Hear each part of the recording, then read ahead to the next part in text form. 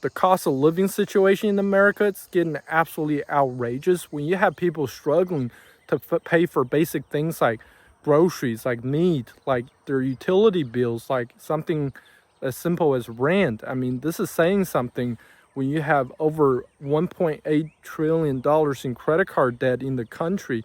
It's at an all-time high, unprecedented level, and the default rate is at an all-time high as well. I mean, people just can't afford to pay things anymore, and they have to rely on living in debt to survive, living on credit card debt. This is not what Americans sign up for. This is not a situation that, frankly, people deserve in this country, because it isn't true that people are getting lazier, working less. No, people are actually working longer hours than ever, and they're being more productive than ever. So you would think that their wages and salaries would go up with it, but that is unfortunately not the case at all. Let me know what you guys think in the comments, and keep watching the video. Last week, I paid $2.45 for gas per gallon. And because we wanted to bomb Iran, now it's at $3.09. This is discounted because shout out Cumberland Farms. Don't we love war? Let's talk utilities, what I pay for them, what other people pay for them, and why they can be so vastly different across the states in the United States. So on average, I would say our water bill is like $100. Last month it was astronomically high. It was $220, which was way too high. Something was wrong there. But we don't pay for sewer because we have a septic system. But I will say, I think on average our water's about 100. Sometimes it's less, like 70, and sometimes it's like 200 because I left the sprinklers on too long or something. I don't know. Our garbage is about $40 a month. We pay it once every 2 months, so we pay like $80 once every 2 months. Some people don't have to pay for garbage, like it's included in their city tax or something. I never knew that. I pay about $40 a month for garbage. Now, power bills is where we can like vastly differ. So I'm in the Pacific Northwest in Washington State. We have a lot of hydropower here. We also have wind power here. I'm not gonna lie, I have never had a power bill over $300. In my high months, which is the summertime and then the winter time when it gets either really cold or really hot, like July, August, the most I probably ever paid for power, which for us is electric and gas because we have some natural gas, is $280. I would say that's like the most I've ever paid for power. That's like the most I've ever paid for power. And then on low months like March and October, I would say we probably pay like $140 when we're not using as much heat or AC, stuff like that. But I know it can be vastly different when people on like the Midwest or the East Coast and they're using like coal for power. It can be so much more expensive to power their houses because they're using coal or some other form of power, and they get charged a lot more. So even though my mortgage is $2,600 a month, I would say that I don't pay over $400 a month in utilities. Like I said, maybe in the winter or summer months when my bill is $280, maybe in the winter or summer months when like my power bill is like $280, then yes, I'll pay like more, especially if I leave my sprinklers on or my kids are playing outside and I'm gardening, stuff like that. I'm using a lot of water as well. But it is crazy how vastly different utility bills but it is crazy how vastly different utilities can cost depending on what state you live in. You know that little voice in the back of your head that goes, you probably shouldn't be doing this when you're out shopping at Target or at Walmart, or you're going around on the internet and you're looking at the latest Michael Kors sale. You know, the one that's like, stop now. Do not buy this. And you don't listen to it and you go ahead and buy it anyways. You just put it on your credit card because whatever, you're making a minimum payment anyways, right? Well, you don't realize it, but what you're actually doing is you're feeding into this cycle of overspending that's going to just perpetuate itself. You're never going to stop. Even if you think, I'll stop, I just won't spend any more next paycheck. Right. I've been there, girl. I know better than that. The guilt, the shame, and the fear when you realize that you spent more than what you were supposed to spend, you put it on a credit card and that credit card's minimum payment is going up and up and up, and you find out that it's going to take you 30 years to pay off that total debt. When that fear, guilt, and shame sink in, you're going to sit back and you're going to feel really bad about yourself. And this is why we're having this conversation right now, because I want that cycle to stop. Today, we are forgiving ourselves for everything that we've done up until this point, because beating ourselves up over things that we've done when we didn't really understand the gravity of what we were doing or even why we were doing it is not helpful. And I'm willing to bet that you don't understand why you're doing it. I'm willing to bet that you don't know why, even though you think in your head, I probably shouldn't be doing this. This isn't a good idea. And you do it anyways. So let's talk about it.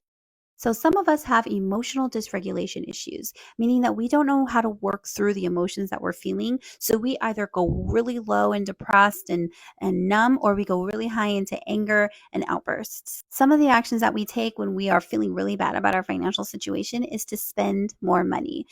What happens is we get a dopamine hit from the shopping in and of itself, and that helps us feel better. But then it just perpetuates the cycle of overspending because the fear, the guilt, and the shame will come back once you realize the damage that's been done. So here are a few warning signs that you're overspending. So the first sign is that you're always saying things like it's only $10 or it's only $20. And this is dangerous because it trivializes those smaller expenses and you're basically convincing yourself that these purchases aren't a big deal. However, spending $5 or $10 here and there adds up quickly, so you might be underestimating how much you're spending on mundane things. The second sign is that you don't know how much you spend in a month. I mean, really think about it. How much did you spend last month on entertainment or groceries or self-care? If you have no idea, that means that you don't have any type of plan for these expenses, in which case it is very easy to overspend. Another sign is that you don't have money to handle an emergency, but you do have money for everything else under the sun. In other words, you have money for brunch, for concerts, or for a last-minute trip you're invited to.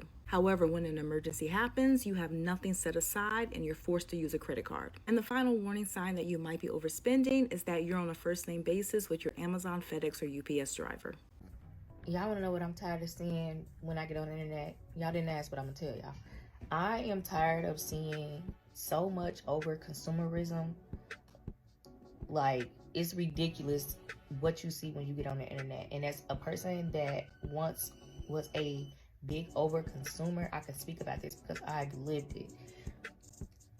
It has gotten so bad that people are buying things that, like, I've had to catch myself of like buying a lot of makeup and makeup products because I've been influenced or I've seen it like, oh, I gotta have that or I gotta try it.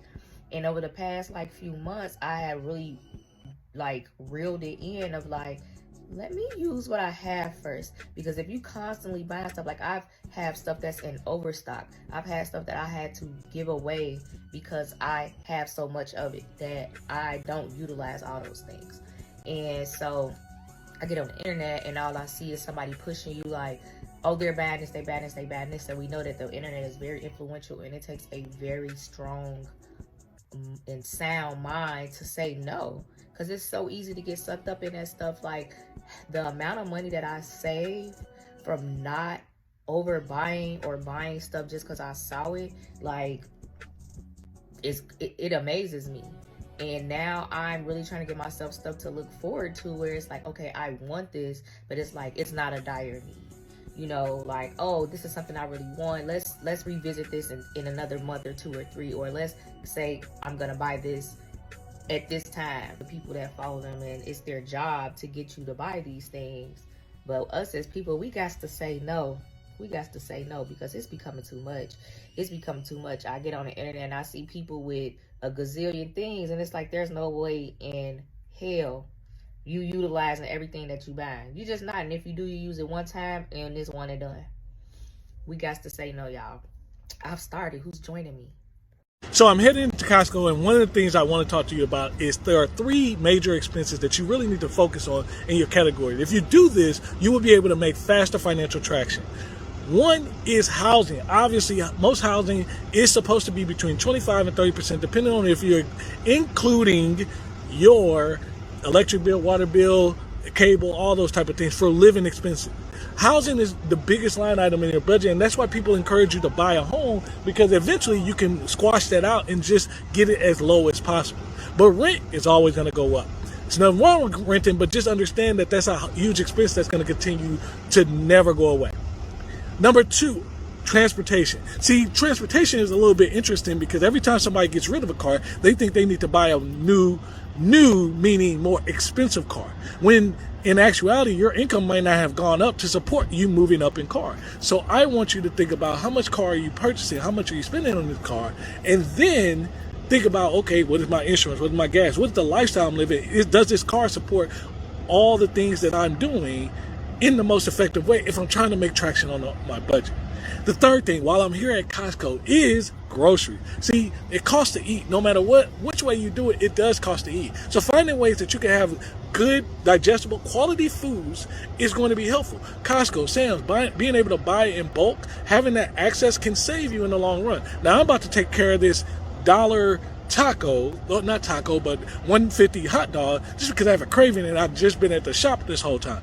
But I want you to understand, you need to look at these three areas: food, transportation, housing. Get a control of those and you'll have much better control of your money. Hi, my name is Jonathan. I want to help you build wealth. And that is how you make your dollar stretch the longest. Follow me for more. I'm grocery shopping. When did a bag of chips cost $7.29? What? I got married in November. I planned the whole thing myself, and with as many budget cuts as possible, we still came in around $40,000. I kept a running tally of literally every dollar that we spent. I also made a template of this if you want to use it. The link is in my bio. There were 3 things that I think were way more expensive than I was anticipating. The first one was just venues in general. For a lot of them, you would have a base cost that felt like it made sense, but then there were so many additional add-ons, additional hours you have to purchase. You have to purchase the tables and chairs in a lot of these venues. Costs add up so fast. So that was the biggest cost by far, was our venue itself, and it was still over $12,000. The next thing that I think was pretty steep in price was videographers. We got a lot of mixed reviews on whether we should hire one or not. Majority of people that I asked if I could see their wedding video, they didn't even know where it was, or they hadn't watched it in years. For around the Nashville area, a videographer for a base, like couple hours, was like $4,000. If we wanted them for a full day, it would have been closer to $6,000 to $8,000. Something that we ended up opting out of because we didn't really see the benefits for that cost. And finally, the florists were insane, especially being near a bigger city. I wanted very minimal florals because I knew that they were going to cost a lot. But when I would call florists and tell them what I wanted, they would straight up tell me, you're not gonna meet our $3,000 minimum, so we can't work with you. Eventually, I found a florist to work with. They were absolutely amazing, and all my florals were under $1,000, and exactly what I wanted. Planning a wedding yourself is extremely stressful, and I documented every step of the way just so I could help others who are gonna go through the same thing. In my wedding planning journey, one thing I felt was missing was people being honest about a lot of the wedding planning process and the costs and everything like that. Happy to share anything, no gatekeeping here. Let me know if you have any more questions and follow for more. I've compiled a list of things that you don't need. So just a reminder, and like to de-influence you, starting off with more lip gloss and lip balms. You don't need 20 different lip balms. You can use the same one throughout your day. Put it in your pocket or your purse. Have it with you. More water bottles. I fell victim to the water bottle thing, and I had like 10. So unnecessary. More clothes. Don't need more clothes. You got enough clothes for the week, for the month, probably. More supplements. Do you even take them consistently? Have you actually noticed a difference? You don't need any more. More hair care. You got 3 shampoos on back stock. You don't need any more. More shower products. Got body wash. Got a bar soap. You don't need more. More makeup. You got plenty, babe. You don't need more. Okay, I just wanted to give a big shout out, huge thank you to the big boss man, Joe Biden. We love him. We love him. And you know what? I'm actually normally the one to like completely stay out of like the politics thing just because why? But one thing I am going to say is that this economy sucks and inflation is way too high. Groceries, gas, rent, utilities, everything, you name it. I feel like I can't afford shit. I really do. And so I told you guys I was going to keep it real on here and literally show you guys what it's like to live like as a low income mom. So yeah guys, I'm currently on my way to the Community Action Center to get help with my utilities. Am I embarrassed? Absolutely not. I have friends that are on Section 8, EBT, like food stamps, all of that. Okay, personally, I'm on WIC and I also get childcare assistance. Not afraid to say that, not ashamed. But I have friends that do be kind of ashamed and embarrassed, and I'm like, why are you embarrassed? If you need resources to help you get to where you need to be in life, use them. Use them. Because I get assistance. I'm not afraid to admit it because it's really hard to live out here. And like I said, I'm literally on the way right now. I told you guys I was going to keep it real with you. I'm on the way right now to submit my application to get some utility assistance.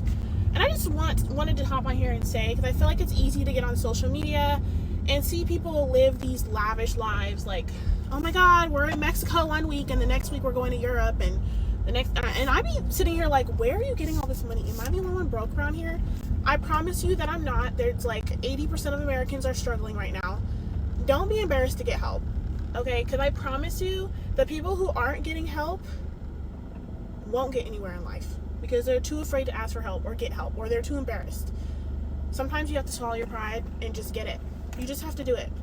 So that is currently what I'm doing, but I just wanted to come on here and say that because I feel like sometimes being on social media, you can see all these things and wish that you had all these things that other people have, and what they have is great. And I do hope to be in a position like that where I can like travel and live in a big house, and you know what I'm saying, like live the American dream. The American dream is not possible right now, and it's because everything is so freaking expensive. Anyways, I just want to say, if you need help, if you're struggling, go get help. Go get help. Don't be embarrassed to do it, because honestly, these programs are out here for people who need help, and you don't have to be on it forever. You don't have to be on food stamps forever. Of course, everybody wants to upgrade their life, but definitely use it as a stepping stone to get to where you need to be. Anyways, that's my little rant of today. Hope you guys have a good day. Bye. This may be an unpopular opinion, but it is not normal to buy a whole new wardrobe every season. Having a clothing haul every week is not normal. And getting a package every day is not normal. And if that's feasible for you, then that's fantastic, but that's not the standard. I'm Allison Lombatis, a personal stylist who's helped over 100,000 women stop over-consuming and start making the most of the clothes they already own. And I'm gonna help you do the same. Most of us already have more clothes than we even realize, but we don't know how to put them together because we don't practice styling them enough. So here's how I want you to start practicing. Head into your closet and put on your favorite outfit. For example, here's mine: a button-down shirt, some denim shorts, and neutral sandals. Now I want you to start making some substitutions for some of the basic pieces in that outfit. For example, let me show you. I could swap out my denim shorts for chambray and add in this gauzy cropped button down to create a whole new look. Same formula, whole new look. Or I could stick with the original denim shorts and add in any other short sleeve button down in my collection to create another look. And another option here is that you could combine the denim shorts with any of your long sleeve button downs. If it's a little bit too hot for these, you can always try a layering option. Put a cute little crop tank under a linen shirt and voila. And you can leave your long sleeve shirt open, or you can tie up the hem like this if you want a little more coverage. And once you do this a few times, you're gonna start to understand your style preferences better and also how to pair up different pieces in your closet. And you'll also realize you have way more outfit options than you thought you did. And if this all feels way too overwhelming, that's just fine. I've created an app just for you where I apply the same concept to shopping your closet, and I give you a daily outfit calendar so you know exactly what to wear every day and how to pair it up. You can check it out at the link in my bio. When the girls go to Sephora and spend $300-400 just for their personal makeup, not even to do makeup, to flip, nothing. You just go in there and buy a motherfucking bulk. Just bulk. You go in there and get 5 fancy lip glosses. That take away the fun. Like when girls be like, oh, I like to spend money, I like to spend money. I don't like spending money. I don't like spending money, friend. You know? Like I like to spend money for the things that I really want. Not because I'm being impulsive. You know what I'm saying? It's like, I'm not buying a bag because it's popular. I'm buying that bag because it's talking to me. You know, I'm not buying this lip gloss because, oh, everybody raving about Summer Fridays. I'm buying that shit because I want that, you know? And it's like, I'm not getting it in bulk. That's just like people with sand and fog. It's like, y'all ordered like 40 sand and fog perfume oils online, and it's like, it's not even fun. It's not even fun because it's not like, it's no, like, where the adrenaline rush for like finding a new scent and trying new things. It's just like, yep, all these mine. You can't even wear that many fucking, you can't even try all them oils. You can't even try them on. By the time you get to your third oil that you just smell, you can't even smell it no more. It's just, I just feel like girls do overconsume And I'm not saying it's a problem with it. I just feel like you don't need 5 bags at once. You don't get a bag here, next month get a bag there if she talk to you. But just to go out here and get bulks, that's crazy. But I love watching y'all, sister. If I've ever made you think that you need to go out and buy 100 body washes, 100 lotions to like be clean and smell good, we've lost the plot. We've lost the plot. Nothing about the amount of products that I have behind me is normal. Like, that is overconsumption, I fear. Like, this is y'all never let me forget. Okay, I'm about to get a tattoo that says overconsumption. I am aware, okay? But this is I'm not excusing it, this is my full-time job, and that is the main reason why I have so many products. Unfortunately, being a hoarder is part of the job description of being an influencer. I did not have nearly as many products as I did when I was working regular jobs, obviously because I wasn't needing to review new products as they would come out. Like, I want to buy new products. I want products being sent to me so I can review them, and so you guys know if they're worth buying or not. That is like literally why I make videos. And plus, and then when I do have these products, I want to do a little pick out a shower routine. Like, it's just so fun for me. It's so fun for me to like create these little routines. And God forbid if a girl wants to smell like something different every day. God forbid a girl wants to smell like Dubai Chocolate Matcha 67. If you want to stick to just having one body wash for the rest of your life, I literally couldn't care less, period. Like, period. If you want to go out and have 25 different smelling body washes, period. Like, I don't give a fuck. Whatever products, whatever routine makes you feel the most confident, the most clean, whatever, like, you do you. I literally couldn't care less. I'm literally just such an extra person. My job isn't normal. I'm not normal. I'm not gonna have a regular schmegular routine. I'm gonna smell like Dubai Chocolate Matcha 67 sometimes. But I love seeing y'all's little collections too. But like, if it starts getting as big as mine, like, you got a problem. Yeah, I just wanted to clear the air because people are literally thinking that I'm out here trying to get you guys to be hoarders like I am. I actually don't want you to be, like, don't be anything like me. And I don't think you're musty and crusty for not having as much as me. I literally all you need a bar soap, wash your ass. That's all I care about. That's all I care about you guys doing. Just make sure you're washing your ass, okay? And make sure you're washing your hair. Okay, shampoo, conditioner, that's all you need. You don't even need to be double cleansing. You don't need to be double cleansing. I'm just extra. I feel cleaner when I double cleanse, okay? You need to be getting a nice lotion. You can just have like one lotion, whatever. I don't want you guys to have musty, crusty skin. Okay, you do need a lotion. And you don't need perfume. But God forbid a girl want to smell good. And yeah, that's all I gotta say. I love you guys so much, and I also love my haters. Bye. After finishing this video, I think it's absolutely crazy and sad to think how expensive America has gotten, how just crazy prices have gotten. I mean, like you've seen, a lot of people are sharing that it's absolutely bonkers to be charging people these insane prices for basic items like meat, like rent. I mean, these are the most basic things, and people are having a hard time really affording to pay for them, and people are just, not really feeling good all over the place. They're more stressed out than ever, and they're more pessimistic about their future economic situation than ever. And you have a mass situation of income and wealth inequality when you have top 10% of Americans owning more than 90% of the wealth, and bottom 50% of Americans literally perpetually living in debt and not able to afford anything and not have any savings to show for after working so hard. I mean, this isn't the American dream that we all know and love. This isn't what we should be living under right now. Let me know what you guys think about the economic situation in America in the comments. Thank you.